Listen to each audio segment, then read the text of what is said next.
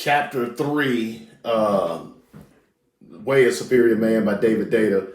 Live as if your father was dead. Man, that's a hard one for me because my dad's alive and such a positive influence on my life. But I get what he's talking about. I get it. He's obviously he's saying you got to make peace with your father, living or dead. You have to do that, especially in the African American community. You got to make peace with your father. And the father has such an impact on the family, man. And I could talk about this for hours. It sucks so bad that we have been diminished to just a paycheck. We've been diminished to just a provider or just providing our financial resources. It doesn't talk about the covering. I'm going to tell one story because I know I'll be able to tell the other one later as I go through the book. And so the story that I'll tell, it talks about, he says, live as if your father is dead. Like I said, my father's a great man. He came to all my basketball games, came to thousands of my shows. So this by no stretch is a condemnation of my dad. I love you, Pops. You the man.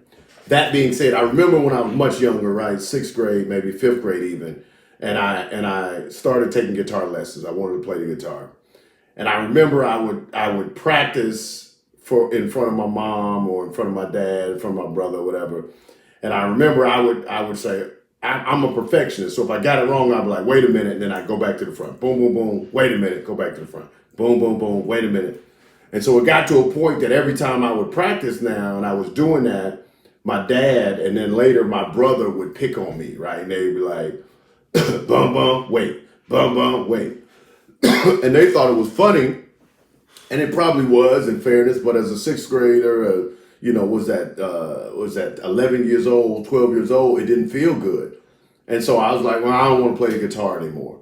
And that's what he means when he said, live as if your dad is dead, is we got to live like we don't give a shit about criticism. You got to live not caring what anybody thinks. You got to live your highest ideal. There's a saying in a book on Stoicism called live with arete, right? And that's like live according to your highest self. And a lot of times we can't do that if we still fear the criticism of our fathers. So I get this, live as if your dad is dead. But it also is a teaching for a father that we have this power. So while sometimes we're being funny, let's be careful that we're not picking on our children and then inadvertently squashing maybe goals or dreams that they have. Because I look back and I say, what would have happened if I never quit playing guitar? Where would I be? How would my life look differently if I never quit playing guitar?